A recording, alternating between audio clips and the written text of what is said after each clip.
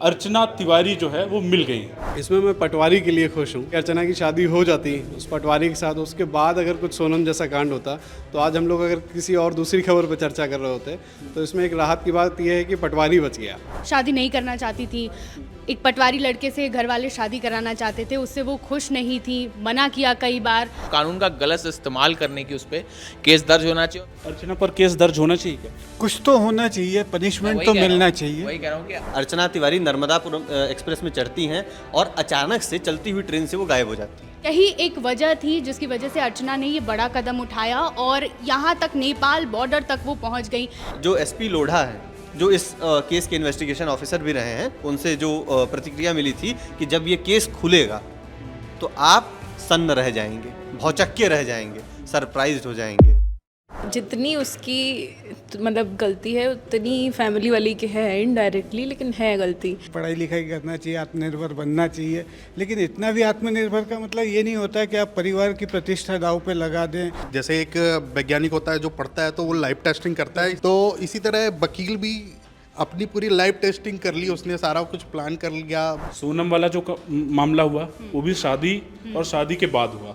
ये मामला, इसमें भी शादी का एक एंगल जो है सामने आया। सोनम का आप केस देख लीजिए, शादी हो गई, शादी से पहले अगर कुछ भी ऐसी चीज़ें थी, घर वालों को बताना, जो मैंने कहा मेरा ओपिनियन है, ज़रूरी होता है, घर वालों को आप बता दीजिए। लेकिन इतना बड़ा कदम उठा लेना कि किसी के बेटे को मार देना, या फिर आप इस तरीके से घर से भाग के चले जाओ, पूरा परिवार परेशान है। भाइयों की हमने तस्वीरें देखी हैं, भाई रोते हुए पुलिस से गुहार लगा रहे हैं कि उनकी बहन को ढूंढा जाए। ट्रेन में ही जिसकी कहानी शुरू होती है, ट्रेन तक पहुंचते पहुंचते वो कहानी 1 साल पहले ट्रेन से सफ़र शुरू हुआ, बातें हुई, मुलाकात हुई, और ट्रेन से ये सफ़र ट्रेन से लापता वाली सीरीज बन गई। बिल्कुल। इस टाइप के केसेस होने से पुलिस प्रशासन का बहुत सारा पैसा और समय बर्बाद होता है। जो अपने मन की बात नहीं कह पाते परिवार से, इंट्रोवर्ट या इस प्रकार के लोग होते हैं, इस परिवार में इंट्रोवर्ट तो नहीं। एज अ मीडिया मैन आपको क्या लगता है, जितना कुछ खुलासा हुआ है, एसपी ने जितना कुछ बताया है, क्या आप उससे संतुष्ट हैं? परिवार का पक्ष हमने देखा, पुलिस का पक्ष हमने देखा,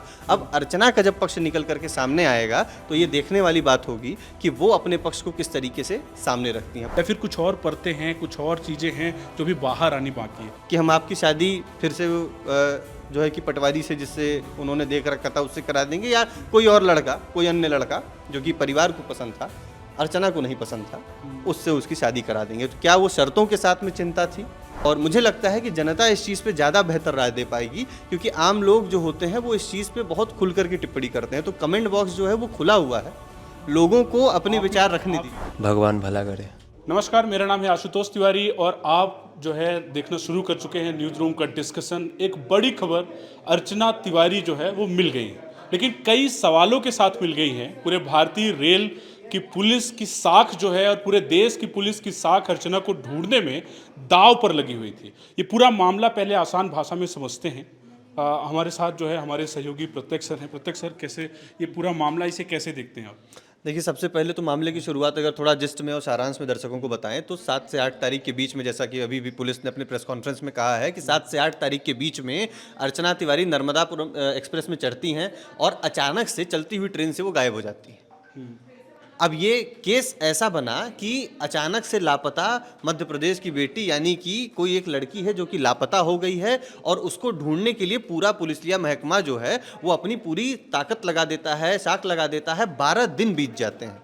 एक तरफ परिवार जो है कि हताश और निराश दिखाई देता है। मैंने खुद ने परिवार से बातचीत की थी और मुझे जानकारी मिली थी, हमने उस पर वीडियो और रील्स भी अपलोड किए हैं, जिसमें ये बताया गया परिवार परिजन की तरफ से कि अर्चना की माता ने खाना पीना खाना बंद कर दिया था। जाहिर सी बात है, अगर किसी की बेटी चंद दिनों के लिए चली जाती है, खोज खबर नहीं मिलती है, तो बहुत जो है कि बड़ा असर पड़ता है परिवार पर। तो उसी तरीके से एक सामान्य परिवार पर जो असर पड़ता, वैसे ही उसकी माँ का प्रतिक्रिया था। लेकिन हमारी सहयोगी रंजना रिपोर्टर ग्राउंड पे जाती हैं और जो एसपी लोढ़ा है, जो इस केस के इन्वेस्टिगेशन ऑफिसर भी रहे हैं, उन्होंने ऑफ द रिकॉर्ड उनसे जो प्रतिक्रिया मिली थी कि जब ये केस खुलेगा तो आप सन्न रह जाएंगे, भौचक्के रह जाएंगे, सरप्राइज्ड हो जाएंगे। आप जिस तरीके के नैरेटिव मीडिया में चल रही है, जिस तरीके की बातें मीडिया में चल रही है, सोशल मीडिया में जिस तरीके की बातें चल रही हैं, वो सारी की सारी जो बातें हैं वो धरी की धरी रह जाएंगी।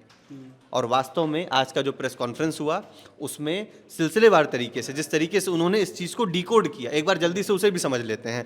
जब उन्होंने शुरुआत की तो उन्होंने तारीख बताया जिस तारीख से अर्चना गायब हुई, उस तारीख के बाद अर्चना कैसे उतरती हैं, ऐसी जगह उतरती हैं जहाँ पे सीसीटीवी कैमरे का जो एक्सेस है, अगर ठीक मुझे याद है शायद इटावा स्टेशन है, इटारसी स्टेशन है, इटारसी स्टेशन पे वो उतरती हैं। सीसीटीवी कैमरे को जहाँ पे सीसीटीवी कैमरे का एक्सेस नहीं था उसके जो है कि घेरे से छिप करके वो वहाँ प्लानिंग के साथ, अच्छी प्लानिंग के साथ, प्रॉपर प्लानिंग वो क्रिमिनल माइंड, मतलब लग रहा था कि वो सिविल जज की तैयारी यूं ही नहीं हो रही। सबसे बड़ी चीज जो बाद में दर्शकों ने भी कमेंट सेक्शन में काफी लिख करके याद दिलाया कि लॉ का इस्तेमाल, लॉ की पढ़ाई, सिविल जज की तैयारी कर रही थी, लॉ की उन्होंने LLB कर लिया था, LLM की पढ़ाई उनकी चल रही थी। कुल मिलाकर के जिस तरीके से वो प्लानिंग को किया गया, और ये देखिए सबसे ज़्यादा संयोग की बात कह लीजिए या क्या कि एक लड़के का नाम इसमें सामने आ रहा है, नाम है सारांश तेजिंदर जो है कि ड्राइवर सहयोगी, जो कि अर्चना के लिए लॉजिस्टिक्स का मदद जो है। ये कनेक्शन जरा समझाइएगा, ये सारांश से मुलाकात होती है। सारांश के बारे में पुलिस ने जो जानकारी दी है, और वही हमारे पास भी वही जानकारी है कि सारांश एक एंटरप्रेन्योर है जो कि ड्रोन्स को लेकर के स्टार्टअप उसने शुरू किया, लेकिन उसको अपने स्टार्टअप में लीगल कुछ समस्या आ रही थी। जनवरी की बात है, जनवरी में ही सारांश से अर्चना की मुलाकात हुई थी, ट्रेन में ही। अब ये संयोग देखिए, ट्रेन में ही जिसकी कहानी शुरू होती है, ट्रेन तक पहुंचते पहुंचते वो कहानी 1 साल पहले ट्रेन से सफर शुरू हुआ, बातें हुई, मुलाकात हुई, और ट्रेन से ये सफर, ट्रेन से लापता वाली सीरीज बन गई। बिल्कुल, तो ट्रेन से ही जो है कि लापता, यानी कि एक तरह से बोला जा सकता है कि जहां से कहानी की शुरुआत हुई थी वहीं पे ये कहानी विराम लेती है। अब अर्चना गायब होती हैं, और सबसे बड़ी चीज रूट को देखिए, रूट कितना मतलब कि प्लानिंग के साथ इन्होंने चुना कि पहले मध्य प्रदेश से वो निकलते हैं, फिर उसके बाद अगर मैं इसको फास्ट फॉरवर्ड करते हुए जाऊं तो हैदराबाद जाते हैं, दिल्ली की तरफ जाते हैं, और वहाँ से अचानक से नेपाल जाते हैं, और फिर नेपाल उनके पास फ़ोन जाता है, व्हाट्सएप कॉल पे सारांश से वो जुड़ी हुई थी। सारांश ने जो है कि यकीन दिलाया था कि थोड़े दिन में मैं भी जो है नेपाल आपके पास आ जाऊंगा, थोड़े दिन बाद मैं भी नेपाल आ जाऊंगा। अब पुलिस अभी बार बार इस चीज़ को कोट कर रही है कि दोस्ती का रिश्ता था, तो हम भी, क्योंकि पुलिस के औपचारिक बयान में दोस्ती की बात सामने आई है, तो हम भी अभी तक दोस्ती के एंगल पे ही हम उसी पे बात करेंगे। लेकिन सारांश से जब व्हाट्सएप कॉल पे बात होती थी, नए नंबर पे एक नया सिम लिया जाता है, नया फ़ोन लिया जाता है, उस नए फ़ोन और नए सिम के सहारे एक दूसरे से इनका संवाद बना रहता है। और जब अर्चना को ये पता चलता है कि उनके घर वाले परेशान हैं, ऐसा पुलिस ने जो बताया कि घर वाले परेशान हैं, और सारांश को जब पुलिस ने दबोचा या के लीजिए कांटेक्ट किया, तो सारांश के थ्रू जब ये मैसेज दिया गया कि घर वाले आपके परेशान हैं, तो घर पर अर्चना ने कॉल किया, और जैसे ही घर पर अर्चना ने कॉल किया उसके बाद अर्चना से बातचीत होती है। अर्चना फ्लाइट के थ्रू वापस आती हैं, और उसके बाद लखीमपुर से अर्चना को बरामद कर लिया जाता है।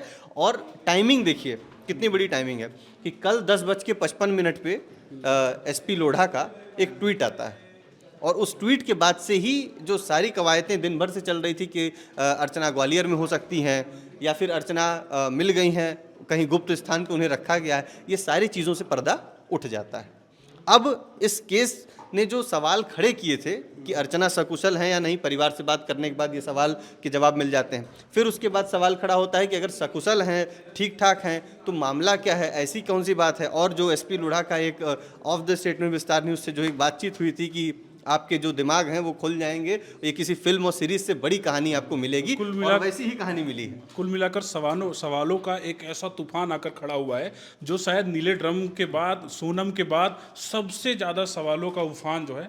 बिल्कुल। तो ये मिलने से पहले जैसे जितने सवाल थे, मिलने के बाद उससे ज़्यादा सवाल खड़े हो गए हैं। तो मैं चाहूँगा कि आप और ज़्यादा न्यूज़ रूम के हमारे जो साथी हैं एक बार उनसे बात करें, और वो क्या सोचते हैं इस तरीके की केस के बारे में आप जानें। सबसे बड़ा सवाल ये है कि लापता क्यों हुई, क्यों ये पटकथा लिखनी पड़ी, क्या उसके पीछे की कारण रही होगी कि एक लड़की को ये सोचना पड़े कि हम जो है, हमारे पास कोई रास्ता नहीं, हम भाग चलते हैं, एक ऐसे सफ़र पर निकल चलते हैं जहां देश की पुलिस लग जाए, भारतीय रेल की पुलिस लग जाए, कैसे देखती हैं आपने इस पे खबर की?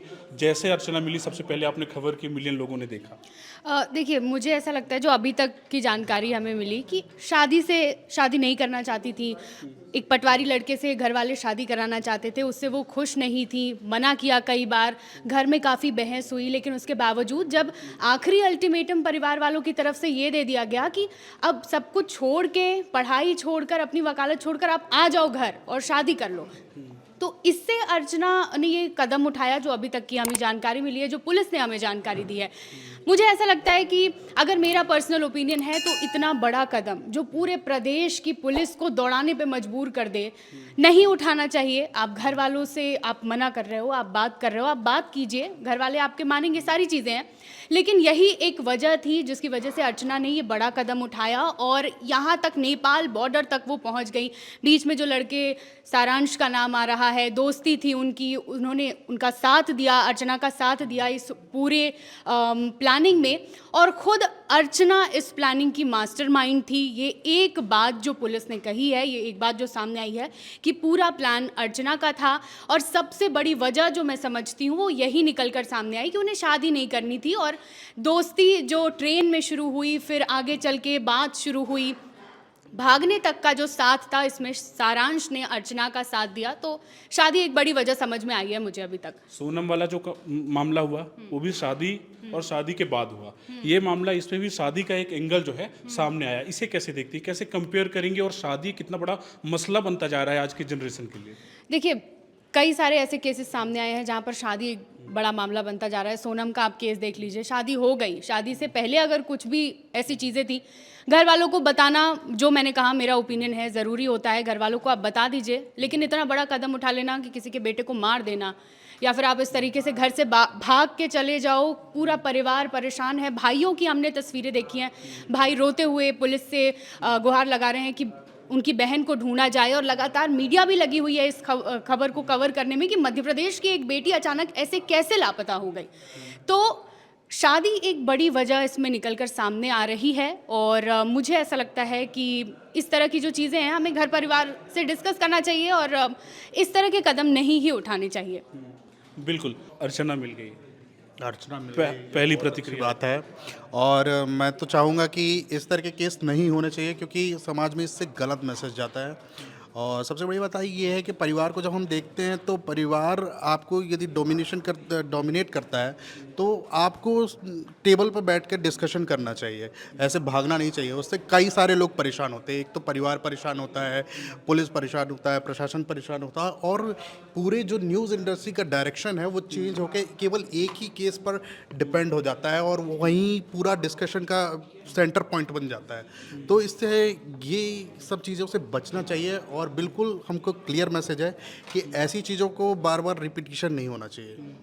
लेकिन बड़ा सवाल एक ये भी है कि अक्सर आपने देखा होगा कि ऐसे मामले जो हैं वो पढ़े लिखे लोग भी कर रहे हैं, मतलब जो अच्छे पढ़े लिखे हैं, वो सिविल जज की तैयारी कर रही थी, आपने जैसे देखा, इसके बाद भी ऐसे कदम जो है उनके द्वारा उठाया गया, इसे कैसे देखते हैं? ये बिल्कुल इस तरह है कि जो मुझे आता है मैं उसकी लाइव टेस्टिंग कर रहा हूँ।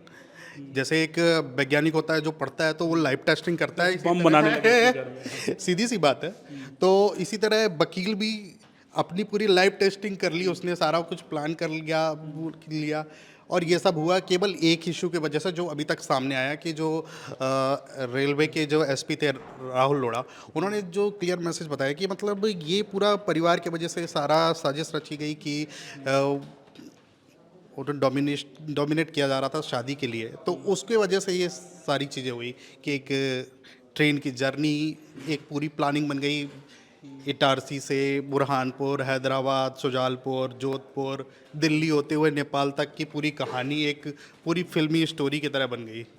अर्चना मिल गई। हाँ, सबसे पहले तो बहुत अच्छी खबर है कि अर्चना सकुशल मिल गई, कोई हादसे का शिकार नहीं हुई, क्योंकि 10-12 दिन से जो घटनाक्रम चल रहा था, एक संशय बना हुआ था कहीं कोई हादसा नहीं हुआ वो उसके साथ। तो एक रात भरी खबर तो ये है कि वो सुरक्षित है, और दूसरा एक ये भी है कि जो कारण है उसके मेन वजह तो यही सामने आ रहा है कि परिवार और जो बच्चे हैं आजकल उनके बीच में अंडरस्टैंडिंग बहुत कम हो गई है, कि लड़कियां हैं, अच्छी पढ़ाई लिखाई अच्छी चीज़ है, पढ़ाई लिखाई करना चाहिए, आत्मनिर्भर बनना चाहिए, लेकिन इतना भी आत्मनिर्भर का मतलब ये नहीं होता है कि आप परिवार की प्रतिष्ठा दांव पे लगा दें, इतना बड़ा कांड कर दें कि इतनी बड़ी प्लानिंग कर लें कि देश छोड़ के ही भागने तक की प्लानिंग कर लें।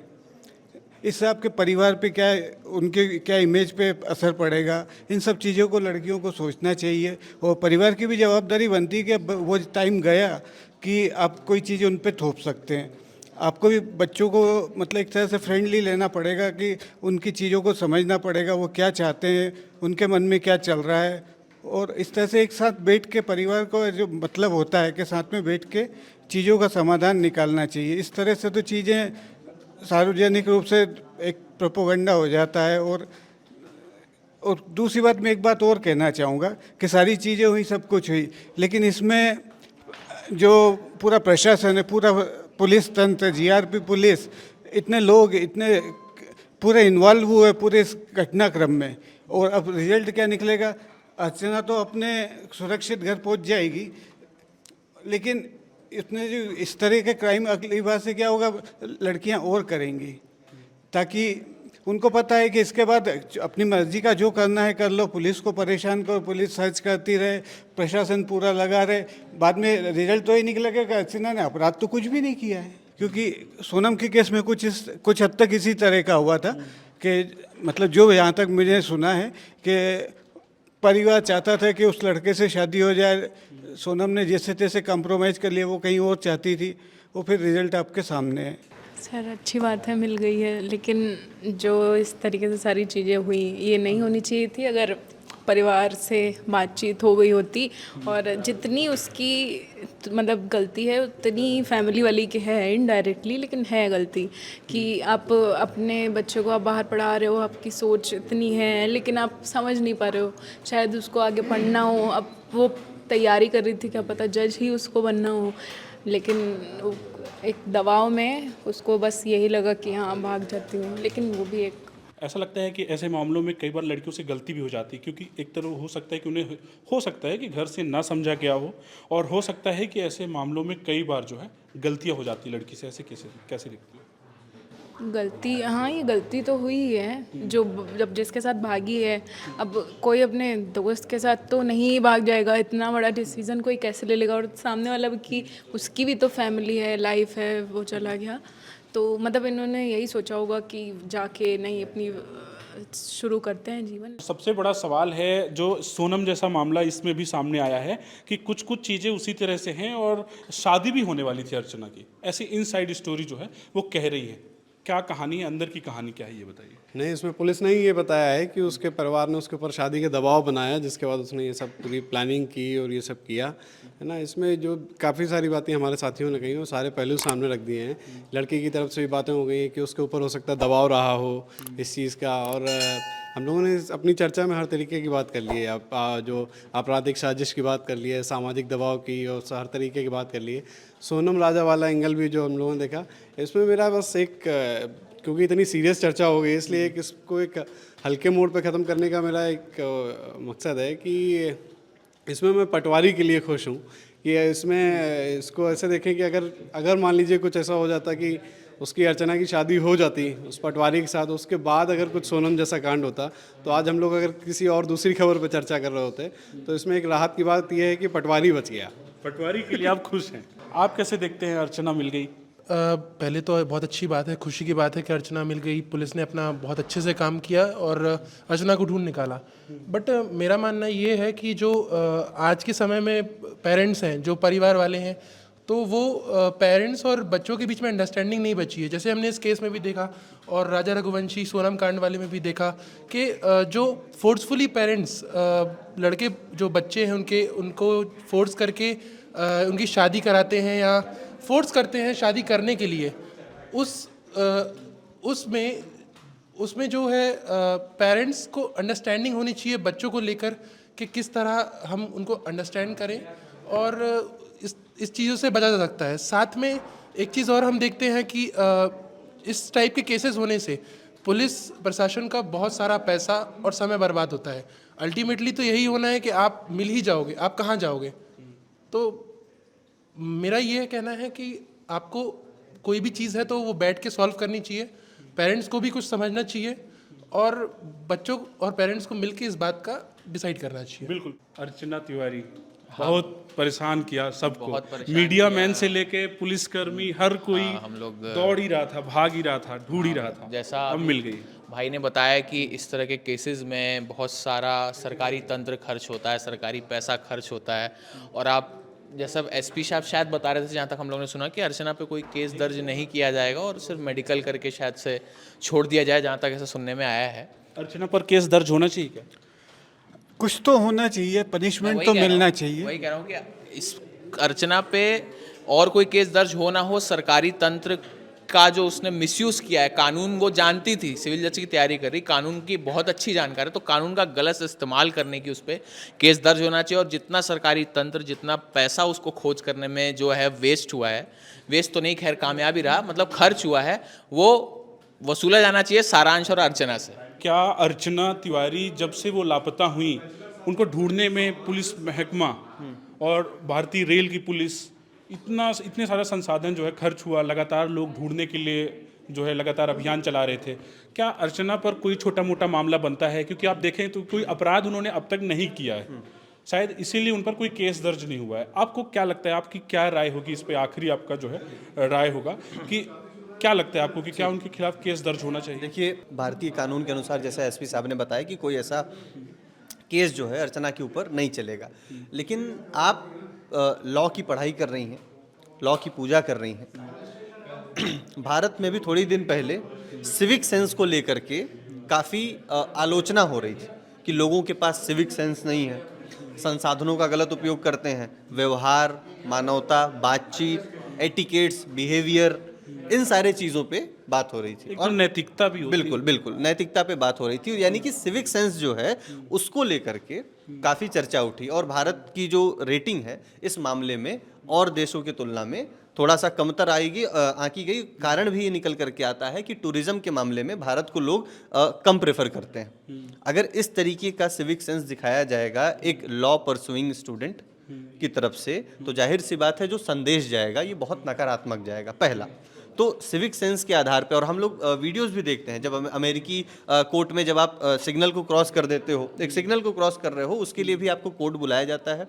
और आप अपनी गलती को मानते हो। इससे ये समझ में आता है कि सोसाइटी को आप किस तरीके से नर्चर कर रहे हो, कैसे आप उसे पोषित कर रहे हो।